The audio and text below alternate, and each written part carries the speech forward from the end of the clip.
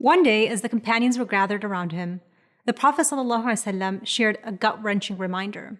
A day will soon come, he said, peace be upon him, that people will gang up on you and all share in on attacking you, just like people invite one another to eat a dish.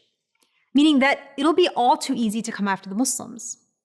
So one of the companions, perhaps a bit stunned at what that implied, asked, "Oh, is it, because there will be so little of us Muslims at the time?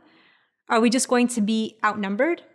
And the Prophet, peace be upon him, responded, "No, in fact, there will be plenty of Muslims around, but the amount of Muslims will be meaningless, since you'll be like the leftover foam in the ocean that, while plenty, simply floats on the water.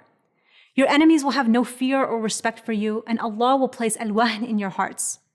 Now the companions at the edge of their seats asked, "What is al-wahn, O Messenger of God?" To which the Prophet, peace be upon him, responded, "Hubb ad-dunya wa karahiyat al-maut," love of this world and hatred of death.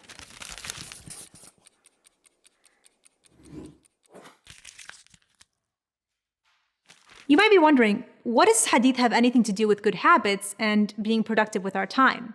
I mention it because it's a powerful reminder of what true productivity actually is. We're here in this world as Muslims not to increase our population or just get more work done, but we're here to make a difference. A time will come where there are millions of Muslims, yet our contributions will be negligible. How many of us Muslims work day in and day out, pouring all of our energy solely into our careers just like any other person? Whether or not that time has already come, it's a stark reminder that we need to always be aware that our goal in life is not to pursue endless wealth or fame or other happiness only this world provides. And unfortunately, this is where many of us find ourselves today. Our definition of productivity is defined by pursuit of pleasure. What makes us happy, even if temporarily, is what defines our goals, purpose, and ultimately our day-to-day activities. For some of us, that means working hard enough to pay off that next vacation or expensive lifestyle. For others, it could mean spending time watching videos on YouTube or TikTok. But our lives are so much more worth pursuing when we seek the only thing that will ever give us everlasting happiness. Think about where you stand today. Why do you do what you do?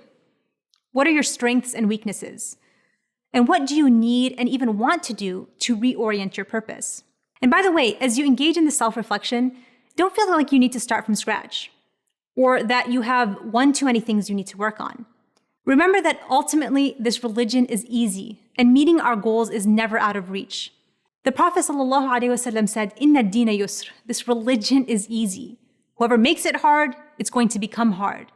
But you don't do that. فَسَدِّدُوا وَقَارِبُوا. Take a balanced approach. Be intentional. If you can't meet your goals, do something that will get you one step closer. وَأَبْشِرُوا.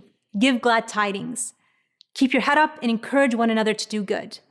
And along the way, ask Allah subhanahu wa ta'ala for help. Now that is true productivity.